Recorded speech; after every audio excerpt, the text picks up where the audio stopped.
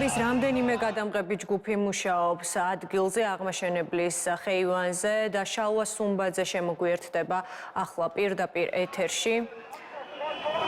შალვა, რა ადგილას იმყოფები, რა ვითარებაა შენთან ამ დროისთვის? მე ახლა ვიმყოფები თბილისი მოლთან დაახლოებით, იქ საიდანაც უკვე გზები იყოფა. ერთი გზა უკვე მიდის დასავლეთის მიმართულებით და მცხეთის შესასვლელისკენ, ხოლო მეორე გზა ზაჰესის დასახლებისკენ, რომლიდანაც უკვე უკან ბრუნდებიან ხოლმე მანქანები, როდესაც უნდა თბილისისკენ გადაადგილება. თქვენ კადრში ხედავთ ტროტუარს, ასე ვთქვათ, სადაც აქციის მონაწილეები იმყოფებიან. ახლა პოლიცია მათ არ აძლევს შესაძლებლობას, რომ გადმოინაცვლონ გზაზე და ავტომაგისტრალზე მოძრაობა შეზღუდონ. რამდენჯერმე მოხდა დაპირისპირება შინაგან საქმეთა სამინისტროს წარმომადგენლებსა და აქციის მონაწილეებს შორის უახლოესი პერიოდის განმავლობაში, იმ მიზეზით, რომ აქციის მონაწილეებს სურთ გადმოვიდნენ გზის სავალ ნაწილზე, თუმცა ამის შესაძლებლობას მათ პოლიციის წარმომადგენლები არ აძლევენ.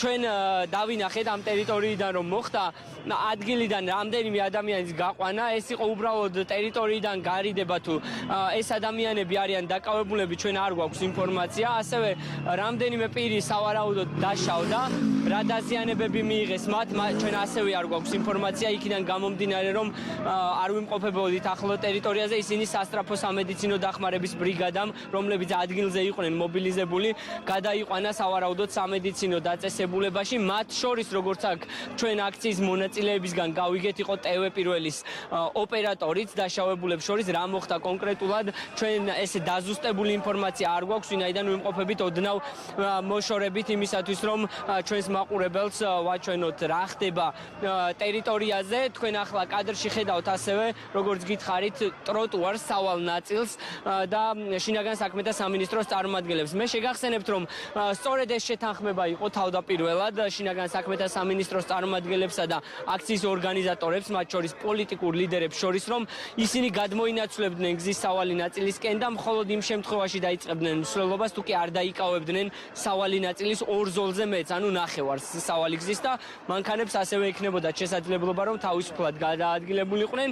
ამ შეთანხმებამ გასტანა დაახლოებით 100-150 მეტრის მანძილზე, შემდეგ კი უკვე დაიწყო, ასე ვთქვათ, გზის სავალი ნაწილის დაკავება, რის შემდეგაც უკვე დაიძაბა ვითარება და დაახლოებით 1 საათია ვიმყოფებით ამ კონკრეტულ ლოკაციაზე. უნდა გითხრათ ისიც, რომ აქციის მონაწილეების ნაწილი, რომელიც იმყოფებოდა გზის სავალი ნაწილის მარცხენა მხარეს, ისინი გადაადგილდნენ ზაჰესის ტერიტორიაზე, ზაჰესის მიმდებარე ტერიტორიაზე, საიდანაც უკვე გეგმავდნენ, ასე ვთქვათ, საქალაქო სასამართლოსთან წასვლას. ასეთი იყო გეგმა ყოველ შემთხვევაში პირველადი, თუმცა ეს ადამიანები ასევე ამ ტერიტორიაზე რჩებიან და არ გვაქვს შესაძლებლობა, რომ გავიგოთ კონკრეტულად რა გეგმა აქვთ. ჩვენ ჩემს კოლეგებთან ერთად, რომლებიც ასევე მუშაობენ ამ ტერიტორიაზე, ვრჩებით თბილისი მოლთან, თბილისის გასასვლელთან, უფრო ზუსტად თუ ვიტყვით და ვადევნებთ თვალს მოვლენათა განვითარებას. ამ ყველაფრის შესაბამისად, საჭიროების შემთხვევაში ბუნებრივია კვლავ დაგიბრუნდებით და შემოგიერთდებით.